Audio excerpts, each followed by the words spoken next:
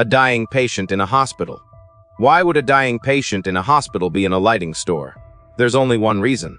This seemingly ordinary lighting store is the key to life and death. In the last 4 episodes, the plot was too fragmented to be understood. Now, we've divided the story into a surface world and an inner world. The surface world represents reality, while the light shop is located in the inner world, which is different from reality and only has night. The story showed a few days ago, with a car accident in the surface world. As night falls, people rush to the subway after a busy day. They all head for home. Henry, an office worker in the inner world, sends a text message to his longtime girlfriend, Jane, for a date. But Jane, who is always clinging to him, is acting strange today. She urges him to go home first on the pretext, getting late. Jane is the benchwoman in the inner world. Earlier, Henry's mother had met her and forced her to break up with Henry, because he hated her for being deaf and dumb. The best way to love someone is not to put them in a difficult position. After much deliberation, Jane packed her bags and decided to leave Henry's house. But today is Jane's birthday and the leader decided to propose to her. Sally from the world of watches was introduced to Helen, the woman in red heels from the world outside, by an agent to see a rental apartment. It's in the center of the city, in the middle of the action. Helen looks a bit dissatisfied, and the most embarrassing thing about them is their ages. At glance, there's a 20-plus year difference, so it's no wonder the agent recognized them as mother and daughter. It was storming that night, and Jenny was picking up her daughter Haley from school. Dad was always traveling, and today's no exception. The couple planned to buy a building near the school so Haley wouldn't have to walk all the way to school. Jenny, however, Haley up every night even if it was close to home. Jackson is a boy who always sings in the alley's inner world. He had a basketball practice, but it was interrupted by a rainstorm. He was laughing and joking with his friends, and that's what makes everyone's life so ordinary and happy. The bus driver complained to the headquarters that there was always a noise when braking the bus. However, the headquarters insisted that he should take the bus to the designated garage for inspection. Otherwise, he would not be reimbursed for any expenses. Many passengers were waiting for the last bus to start at the station, so the driver decided to send the bus for repair. After the last passenger, a grandmother puts the boy in his seat and asks the driver to take good care of him. Henry, on the other hand, was in a hurry to meet his beloved girlfriend. While transferring to a bus, he accidentally left his flowers and gift on the subway, but luckily he still had his ring with him. Instead of turning back, he sent a message to Jane. There was a flash of joy on his face, and he must have wondered what Jane's face would look like when she was proposed to. Reason told Jane to leave Henry, but the moment she read the message, her emotions overcame her and Jane decided to see him again. As the bus entered the station with an ear-splitting braking sound, the problem was already serious. Except for the Lidgers were getting off at this stop. Henry got on the bus, and the driver, unable to ignore the passengers in the rainstorm, stopped at the next bus stop, and Jackson got on the bus. Sally's face had been very bad since she got out of the rented house. She knew Helen didn't like it here, because she was trying to hide from the neighbors.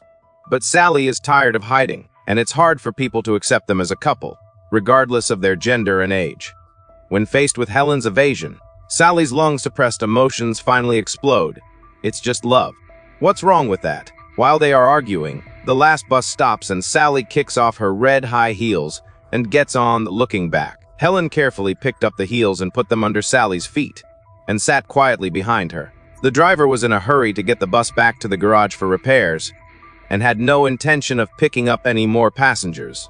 But the sight of Haley and her daughter chasing each other was cause for compassion. There were few passengers on the bus, and the radio station played a soothing, gentle song for a rainy day. And each of them had a different idea of what was going on in their hearts, until the brakes broke down and there was an accident. The bus collided with a truck driver who was looking at his cell phone. Everyone's thoughts come to a screeching halt at the same moment, and all that's left is instinct. Henry tries to grab his cell phone, but does he still want to tell Jane that he's safe? Hyun is in a crisis situation. She is helping each other. Although our love for each other can't be seen in the light of day, but our actions can prove that your life is more important than mine. Jenny subconsciously hugged Haley. No doubt this is a mother's instinct, but also the qualification to live to her daughter. The bus broke through the guardrail on the bridge and plunged into the sea. Jane was on her way to the station when she texted back that she missed him and looked up to steal a glimpse of the tragedy. She anxiously dialed for help, but being deaf and mute, they couldn't understand her stammering. The passengers were almost unconscious as the bus plunged into the sea, and Henry didn't see the last text message he received. Jackson used the basketball to lift the boy out of the water before he passed out. Moments later, police and ambulances arrived and took everyone to the hospital. The boy was the first to be rescued and is not in critical condition. Henry's injuries were so severe that his back completely broken. The driver had inhaled so much seawater that his stomach swelled up like a basketball. Helen held Sally in her arms and couldn't get away from her even when she was wheeled into the operating room. The rain was pouring down, and the sound of police cars and ambulances was deafening. Jane couldn't hear, couldn't speak, was so quiet that only despair remained in her heart. The last thing the waiting family wanted to see was a patient with a white cloth over her face being wheeled out of the operating room, symbolizing the loss of a life. The bus driver could not be revived, and his wife stumbled after him. Jackson suffered a severe fracture and has not regained consciousness.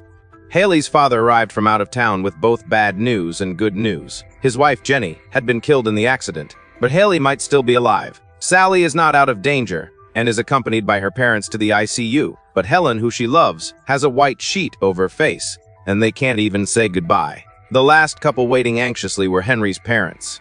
The police found a cell phone on the salvage bus. Jane had been lucky that Henry might not have been on the bus. She fooled herself into calling until she received a hateful text from Henry's mother saying that he died because of her. Her hope of survival was gone. Henry was seriously injured but in stable condition and was taken to the ICU for treatment. The husband blamed his wife, his harsh things to Jane. She wanted to send a text message to tell her she was safe, but instead she received a farewell letter from Jane, saying she'd gone to Henry's place. The rope was toted by her body, and she was vaguely aware of her cell phone on the table. Jane realized that Henry was still alive, but it was too late. She desperately tried to grab the rope around her neck. She breaks her nails with the force, which is why she appears in Inner World as an anti-nail. Countless people who've had near-death experiences share the same trait. They've seen a dark tunnel with a bright light at the end, and that's the light shop. In Korea, there is a funeral culture that has been passed down since ancient times.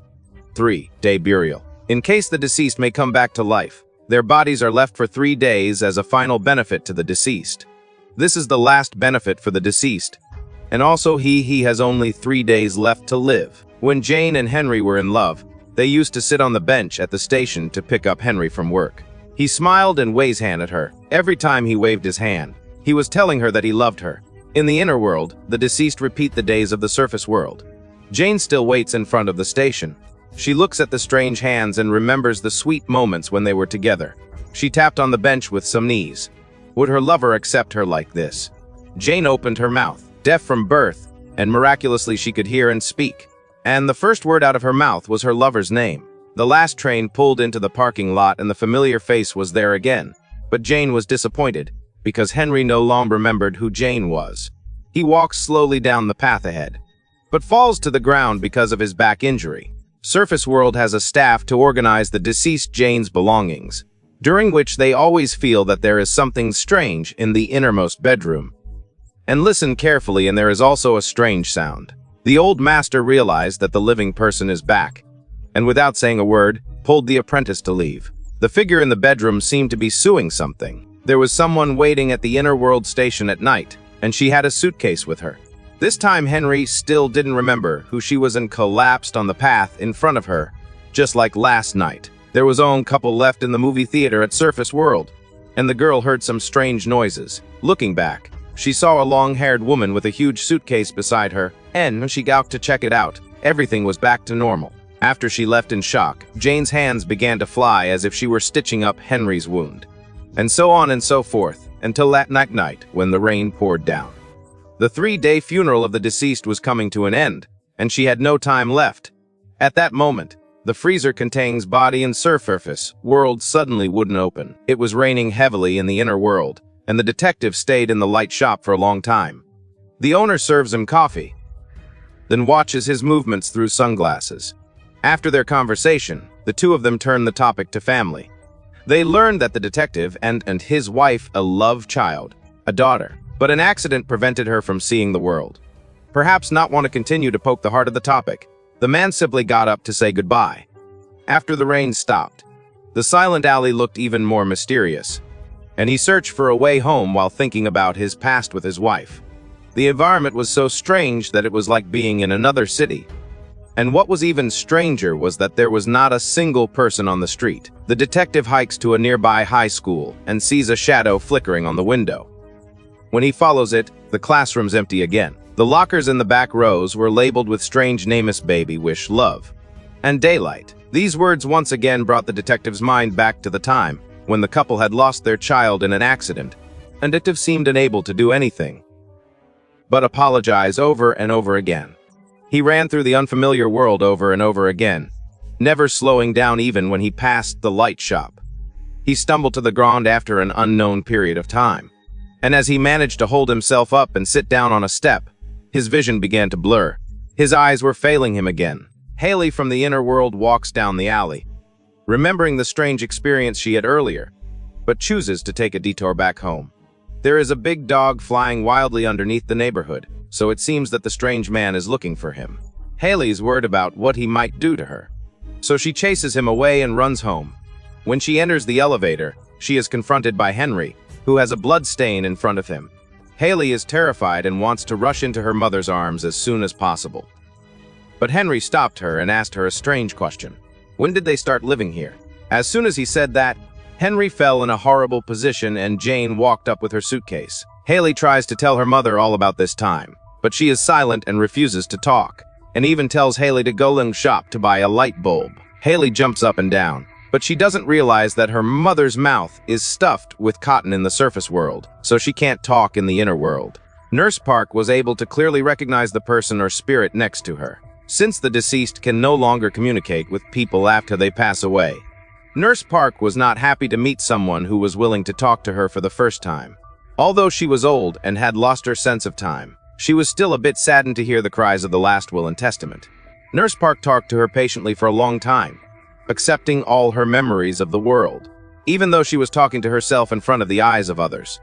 Nurse Park could see what others could not. So a few days ago, she saw a woman with long hair crying at Henry's bedside. She walks into the ICU and says, as if to patient and more so to the woman, that the most important thing now is the patient's will. But that will, perhaps not coming from the patient herself, was what gave Jane the confidence she needed. She kept finding Henry, sewing up his wounds one at a time, and that was the will that Jane could bring to Henry. Sally in the inner world had given up the struggle. She hid in the closet and watched the light flicker in the locked room. In a trance, she seemed to remember what had happened here before, what she had heard the doctor say when she was admitted to the hospital. Helen's hands clasped around her waist.